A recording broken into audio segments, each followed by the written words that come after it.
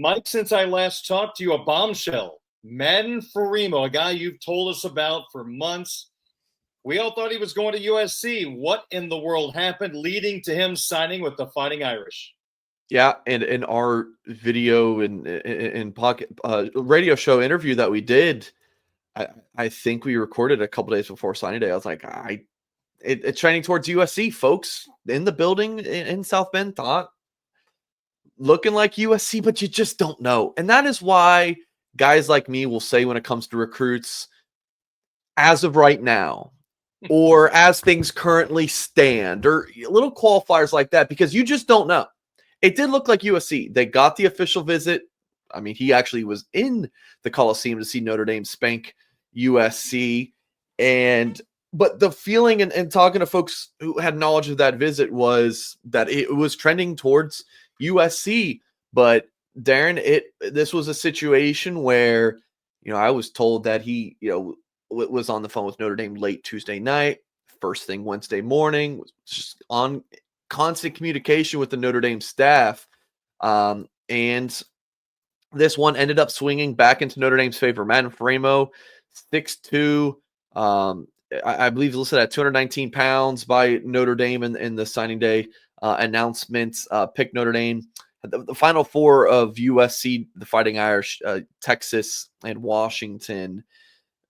This really went down to the wires about an hour before Marcus Freeman's press conference that he got like that verbal commitment from Faraimo. But Darren, when I got into this business 11, maybe 12 years ago now, I remember my first boss telling me that verbal commitments aren't worth the paper that they're written on. That was 12 years ago.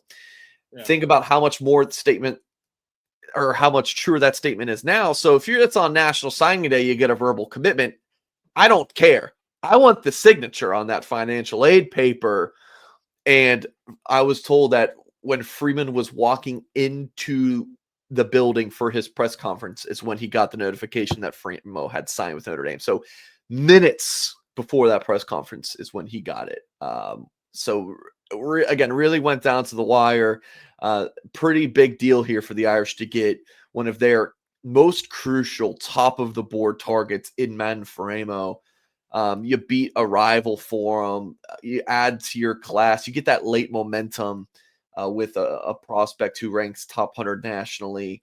A 5-star caliber prospect and definitely one of the best linebackers in America. And this is definitely a big deal for Notre Dame to have signed Madden Faraimo in their 2025 class. Yeah, I was going to ask you, does it really change the way you perceive this class? It's an interesting question. I've talked a lot about this, because if Faraimo originally wanted to commit in June and then he just didn't feel ready, so he stretched things out. If Faraimo would have stuck with that and committed in June, and Notre Dame went into signing day with 25 commits and just signed all 25 guys, I still think some Irish fans would be like, we didn't close strong. We didn't land those big guys late, but you signed the same guys, whether Faraimo, whether these guys committed in June or committed on signing day, it's about who you sign, not when they commit to you. It's who is in the class, not when they join the class, right?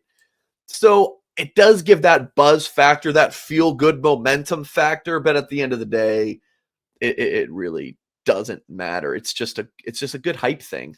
And Notre Dame has been hot on the recruiting trail when you look at both 25 and 26.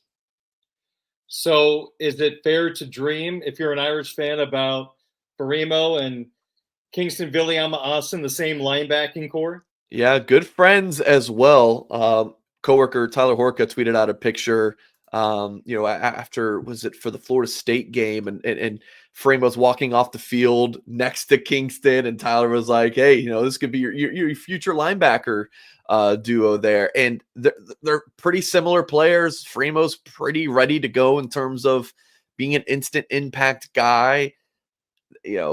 These two Southern California Polynesian linebackers, they are big time. And if you're an Irish fan, you are over the moon about this linebacking group that you have in the future. And it shouldn't be a surprise when your head coach is a linebacker, your defensive coordinator, had been a linebackers coach and, coach for the Bengals in the Super Bowl. And, has a long history with the position. I believe he was a tight end for Penn State, but has coached a lot of linebackers. And of course, Max Bola, being a Michigan State linebacker and spent some time professionally. So it shouldn't be a surprise that Notre Dame's recruiting so well at the position. Mike, And I'm sorry, even Al Washington was a linebackers coach at Ohio State, so he's got linebackers experience as well. Mike, let's talk about some new Notre Dame commitments. Yeah, so Notre Dame really did go hot on the trail last week, not just Faraimo, but you land a commitment from Sullivan Garvin, a class of 2026 offensive lineman. He announced his decision the day after National Signing Day, picking Notre Dame over, I believe, Washington, Purdue, Indiana, and Cincinnati, a few of the schools that he had on his list. 6'6", 300-pound interior offensive lineman. That doesn't get much bigger than that. I mean, that is tackle size, and he's projected to play on the interior, either at guard or center. Notre Dame got its kicker of the future in Eric Schmidt. I believe we talked about him last week, Darren, but flipped from Wisconsin from Marquette University. I just want to mention this real quick. It had been 20 years, I believe. Maybe he was 21, but 2 decades that Notre Dame had gone without signing a player from Wisconsin. It was Brian Bedash, I want to say, pronounce his last name. And I also want to say he's from Marquette University, where Eric Schmidt goes to high school. You went 20 years from Bedash to, and I apologize if I'm mispronouncing that last name, to Billy Schrauth. And then I think in this recruiting class alone, they'd signed 3 with Schmidt, Owen Strebig, the offensive lineman, and James Flanagan, the tight end. So Notre Dame getting more active in Wisconsin. There's really no reason that Notre Dame shouldn't be landing more players from Wisconsin, considering the proximity between South Bend and the Badger State. But maybe there's part of Wisconsin just built around a wall around their state. Now Notre Dame is getting into the Badger State, and you especially want to land those offensive linemen if you can, like a Billy Schrauth and an Owen Strebig, and then Chasten Smith, a class of 2026 cornerback, committed to Notre Dame on December 1st, a 4-star, big-time guy. Like this is going to be one that I'm sure he's going to add more offers and whatnot into the spring, and I would assume whether it's in the spring or late into his senior season, whatever, there's going to be schools that are going to try to flip Chasten Smith. It's a matter of when and not if. But yeah, he picked Notre Dame over Texas A&M and Clemson.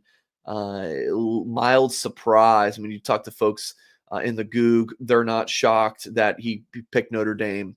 But I mean, from me, I thought it was going to be A&M or Clemson, and then you get word he's committing to Notre Dame, a huge boost from a big time prospect.